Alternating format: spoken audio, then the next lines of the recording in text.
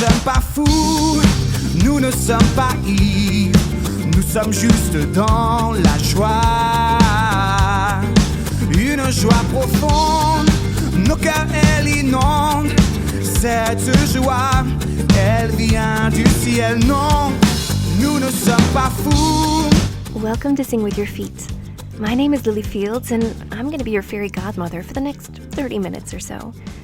It's truly an honor for me that you would take some of your most valued resource, your time, to be with me. Thanks for listening. I am genuinely flabbergasted and floored by the reception you've given me. I want to give a quick shout out to those of you who have contacted me through the blog and on social media to share their ideal life exercises. You are a courageous group of country bumpkins, and I am one proud fairy godmother. You keep up the good work, ladies. If you have a comment or question, I'm on Instagram as Lily Fields Challenge and on Facebook as Lily Fields. You can also reach me through my home on the web, www.lilyfieldschallenge.com. That's Lily, Lily. Well, I thought, this is usually where you object to something. You have no objections today? Not yet, at least. Well, then, since you're being so agreeable today, let's get on with the show. Have you ever heard of the Serenity Prayer? It's a stupid question. Of course you've heard of it. I remember hearing about it because my mother had a needlepoint of it in her room when I was growing up. The Serenity Prayer says this: God, grant me the serenity to accept the things I cannot change, the courage to change the things I can, and the wisdom to know the difference. Isn't that lovely? Isn't it dreamy? I love the idea of prayer. I believe in prayer. I do it regularly even. But sometimes I think we need to get some skin in the game. The distinctions here are important. Serenity, courage, and wisdom. Oh boy, those words wake up the philosopher princess who dwells under this friendly veneer of fairy godmother I've got going on over here. Oh, the philosopher princess likes long tangents and big words, and I have noticed tends to make people's eyes glaze over when she starts talking, so I will go easy on you. Serenity now. Serenity, courage, and wisdom are virtues, and back like in Episode 1, I argued that virtues make up the edge pieces of the puzzles of our lives. They are the container in which the rest of our ideal life should fit. They are the descriptive words we want our loved ones to say about us after we're gone. Without getting too far down the philosopher princess rabbit hole in a discussion of virtue, let's quickly define these three. Serenity is peacefulness, calm, acceptance. Courage is internal fortitude, bravery of the heart. And wisdom? Wisdom is a sense of good judgment, which comes through experience or some other ineffable, mysterious origin. These are big words, big ideas, and quite often we are intimidated by big ideas and big words and the highfalutin people that use them. Sometimes I think we use the Serenity Prayer as a way out, not because there are things we cannot change, but rather because we do not want to have to change ourselves. We stop there. It means that if we have to change, not if our circumstances have to change, but that if we have to change, we'd rather just pray the Serenity Prayer and forget about it. Courage is where we have to get some skin in the game, changing ourselves, being willing to examine what motivates us and why we behave the way we do. It means coming face to face with our failures, our intentional missteps, our lack of self-control. And as we've seen previously, speaking harshly to ourselves does not get us anywhere.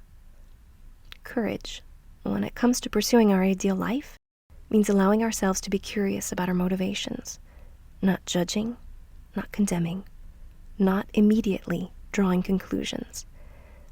Imagine you have a child and he failed at something important even. How would you speak to that child? It's not a question of glossing over the failure. Failure is a fact, one to be acknowledged. But if I know you, and I like to think that I do know some of you, you wouldn't repeatedly berate the child for failing. You would sit down with him. You'd talk about what's next. Do you want to try again? You would ask in your sweet little Southern Belle voice. It would be far easier to address this person's failure than your own, because you're not emotionally involved. To cut through the darkness of your own emotional involvement, you need wisdom.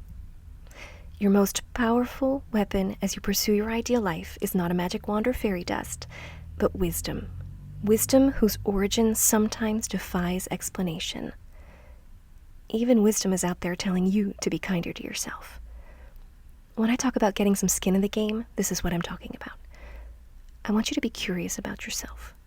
I want you to give yourself some grace and some space to feel your feelings, and then, with wisdom, to ask the questions that will start moving you forward. That is the work of the Ideal Life exercise.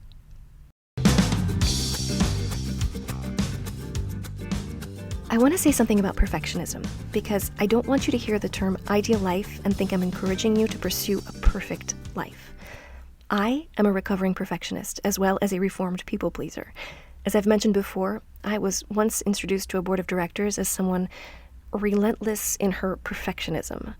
It was not said in a kind way, in case you're thinking I'm overreacting.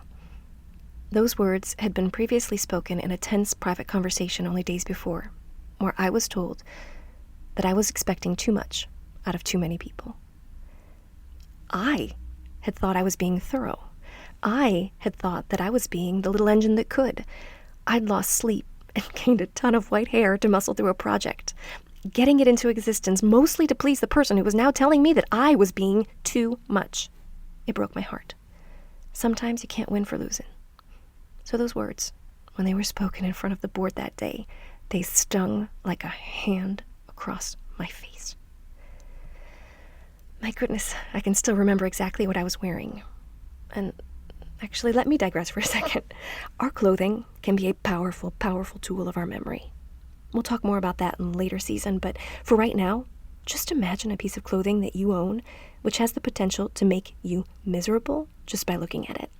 Every time you see it, all the shame, the humiliation, the anger of the situation in which you wore it floods back. You can't bring yourself to ever wear it again. Can I just give you a little piece of advice from me to you? It's free.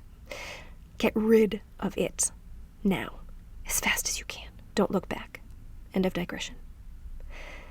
So, I was wearing this really cute suit I had bought precisely for that meeting. I was supposed to get up and speak, but my knees got knocked out from underneath me.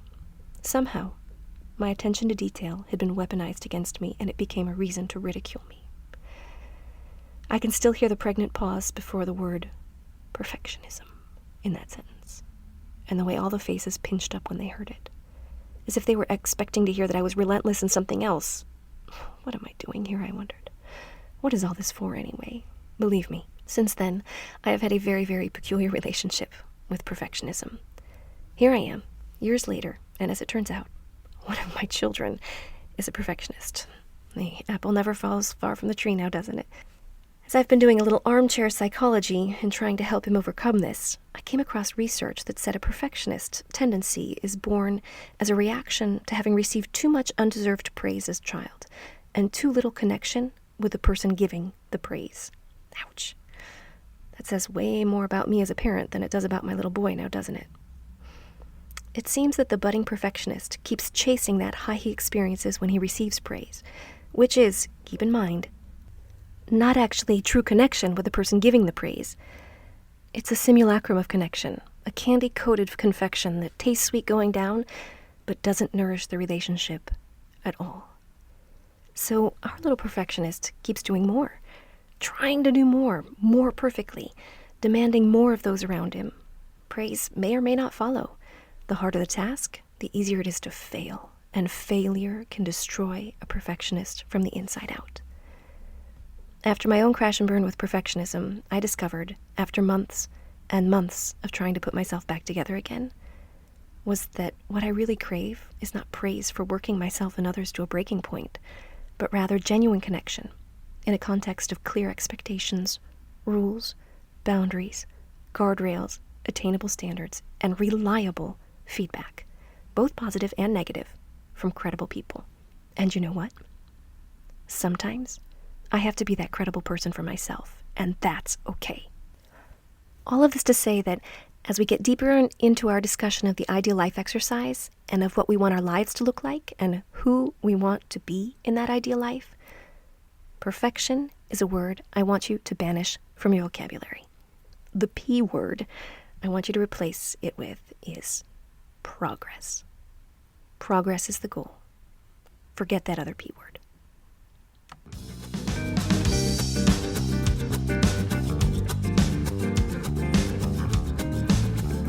When I discovered Marie Kondo and her delightful book, The Life-Changing Magic of Tidying Up, The Japanese Art of Decluttering and Organizing, I had just had my second baby in 17 months. We lived, and still do, in a 75 meter squared, that's an 800 square foot apartment, which had been absolutely perfect for 2 people and all of our stuff. By the time our second scalawag was born, the little apartment was feeling quite cramped, and we needed to make some room. I read the book and immediately fell in love with her process. In many ways, I felt like I had found an adorable Japanese version of myself, only she was a freak like me who had parlayed her weird passion for other people's stuff into a media empire. Oh, I've always loved a good decluttering. This is something I remember from my own childhood. While I hated the actual process of cleaning my room, that's the dusting, vacuuming, washing the windows, I loved filling garbage bags full of things I didn't want or didn't need anymore. I loved getting them out of my room. I loved the feeling of space and airiness that hovered over a room for days. I loved the almost clinical feel of a space after removing excess stuff. I discovered this in earnest when I moved to France as a student back in 1996. When I was feeling homesick, I would take out all my photos and put them up all over my room, and then take them down when I was feeling less homesick. The contrast always felt like a breath of fresh air. Even now, I love to peek into a decluttered space, just to look at it and breathe in the freshness of it. A junk drawer, a bathroom cabinet, an underwear drawer, a shoe bin. It never lasts, but maybe it's not meant to last forever. But every time I do it, I get that little thrill. The KonMari method rests on the principle of only keeping in our home what sparks joy. When I started my decluttering festival, the joy in my home was being drowned out with the noise of regrets, duty, and ugly memories. Her approach to discarding items that don't spark joy also spoke to me. It was to thank these items that I was supposed to be discarding. Thank them for the joy that they brought me at some point. I brought them into the home for some reason, didn't I? I bought it because it made me feel good to buy it, even if, with time, it may have become tainted with other memories, like that P word. Thanking the item as I discarded it is an esoteric process, but it brought me back to some good thought about the item. This served as a powerful tool of self-forgiveness. What's fascinating and exciting about this process is that it doesn't begin with garbage bags and recycling bags and donut piles. It begins by imagining.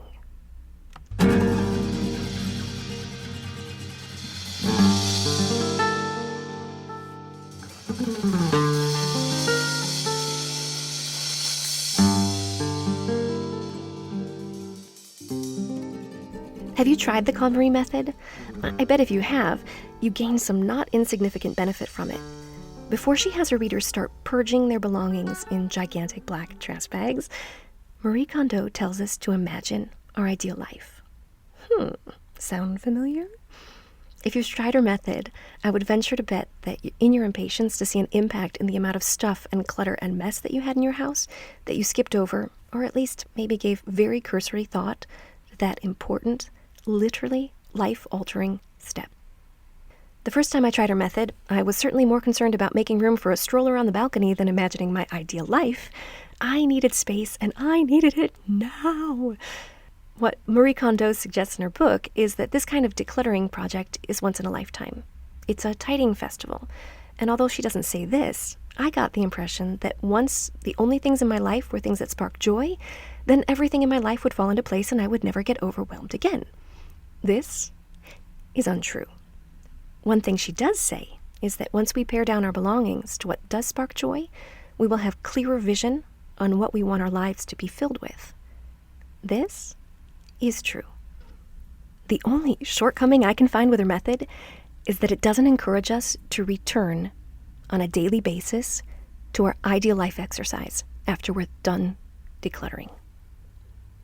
Finally, one day, my life started feeling a little less out of control, partially as a result of that mega decluttering that I did, but partially because we did eventually get out of the newborn and nursing phases with my children.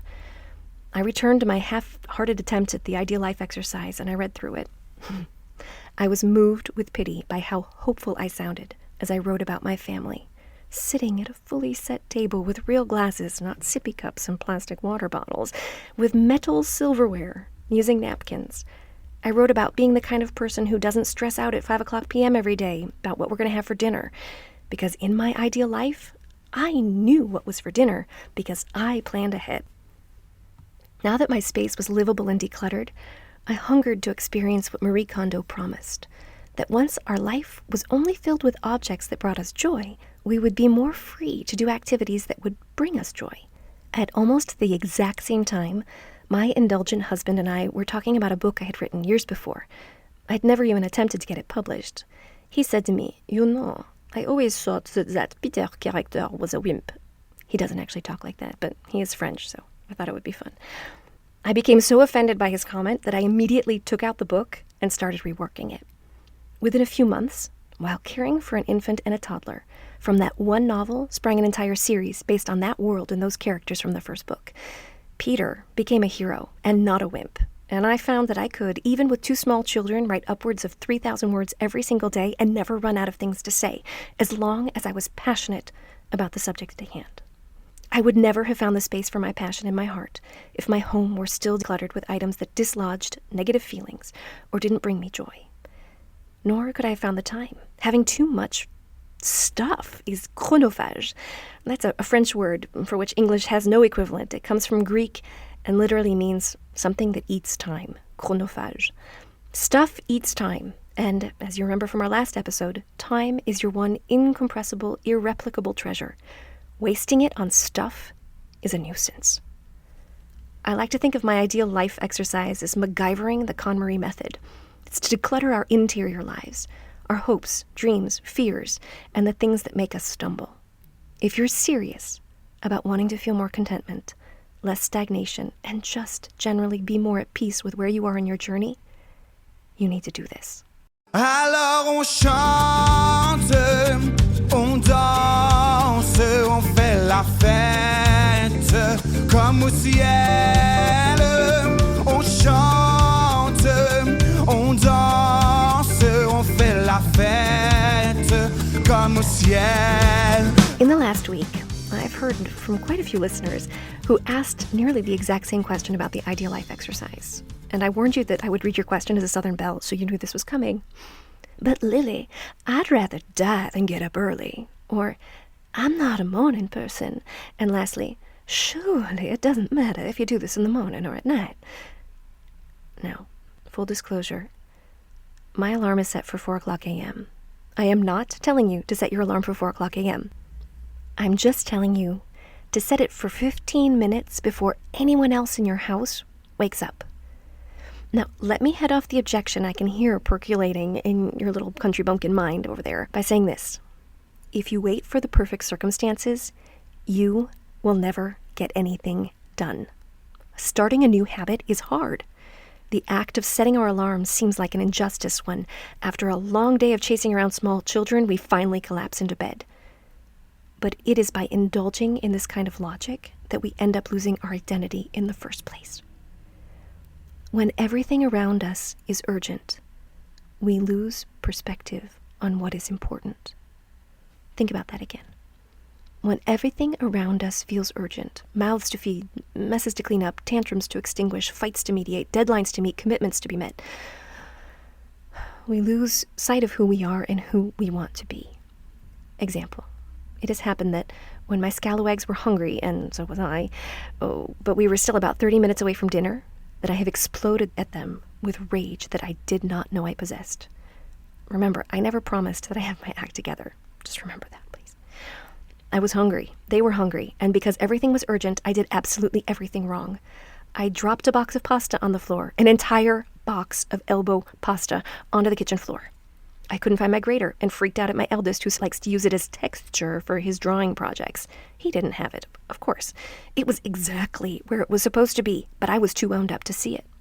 The boys were hungry, so they were nosing around the kitchen, crunching elbow pasta underfoot, asking for a piece of cheese. Yeah, I lost it. At them. At me. At the whole freaking situation that got out of hand. In my ideal life, I am a person who knows what is for dinner and has it ready before everyone gets hungry. In my ideal life, I am a person who has a place for everything and always finds it there when she looks for it. In my ideal life, I am a person who does not freak out at her children. This kind of situation used to be the norm. Urgency ruled the day, and my natural instinct to freak out when things got out of control was my only recourse. Obviously, in my ideal life, I am not a person who freaks out. I couldn't have been farther from my ideal life if I had gone to the edge of space. Then I made that one little change. I started getting up 15 minutes earlier. I wanted to be awake before anyone else in the house.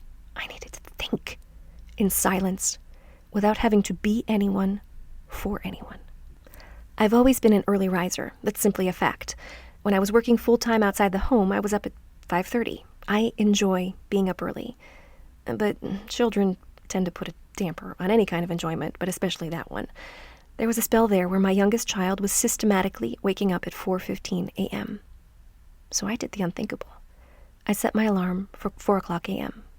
Yep, 4 o'clock a.m. Can I tell you the miracle that happened that first day? That day, my youngest child slept until 6:30 a.m. There are some things that cannot be explained. That is one of the greatest miracles that's ever happened to me. I cannot guarantee that you will experience that same kind of miracle, but I would simply ask that you give it a try. Not 4 a.m., I'm not crazy, but 15 minutes before anyone else gets up.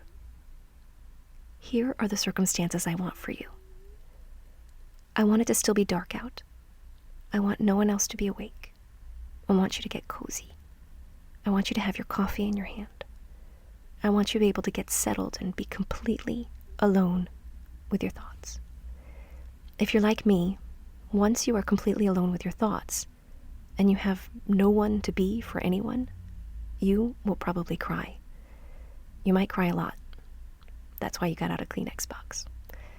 Doing this when no one else is up means that you have the freedom to let those tears out. Holding everyone else's lives together is exhausting, and you deserve a good cry. Somewhere in there, in the quiet, in the dark, in the calm, the voice of wisdom might have something to say to you. It might be a little fragment of a thought. It might be a fully formed sentence. The more time you spend in the silence, in the calm, in the dark, the more attuned you might become to that voice of wisdom. Remember what I said earlier. Very often we can't define where wisdom comes from. It's just a thought that we know isn't ours. It's a whisper. But it is always exactly what we need to hear. I know this sounds crazy, but I do believe that the context in which you do your ideal life exercise matters. So yes, I hear you. You aren't a morning person. You hate mornings. I'd argue that you're wrong about mornings. There is something magical about early mornings, but I really wish you would try. Spending this time in the morning sets the tone for the day.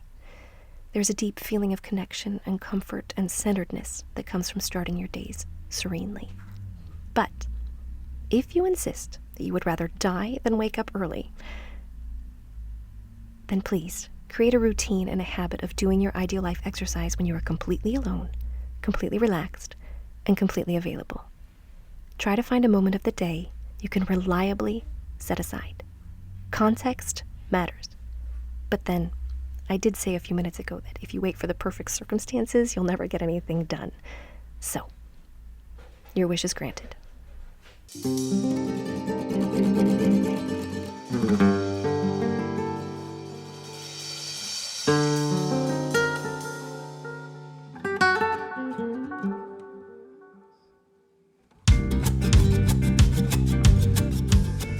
So now what?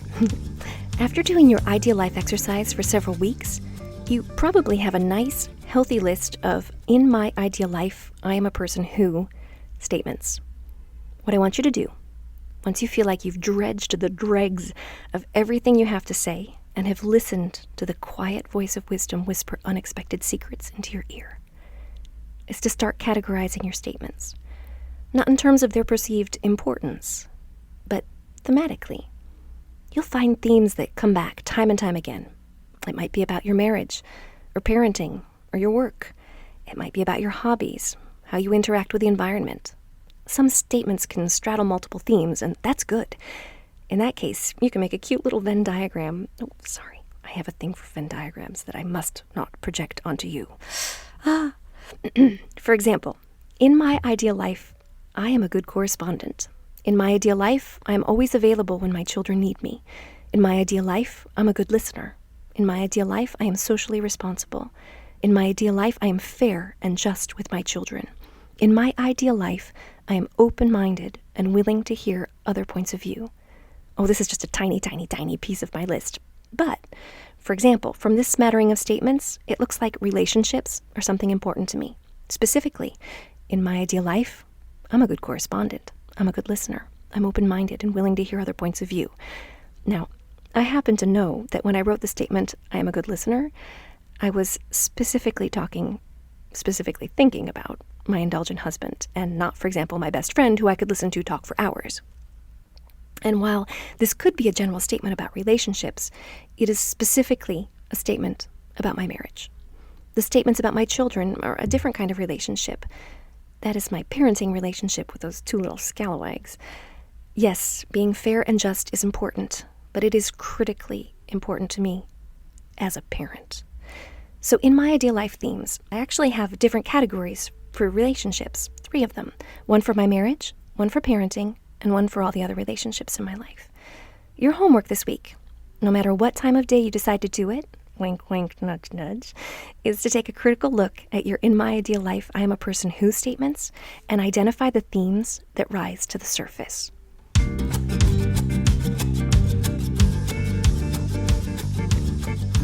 Thank you so much for listening. Thank you for your feedback, both positive and constructive.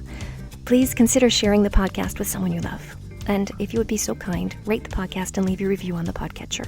This will help others find it too. I want to give a grand merci to 7 Production for the use of the song La Joie as the intro and outro to the show. I'm putting a link to some of the things they do here in Mulhouse, France in the show notes. Take a look. They're pretty awesome.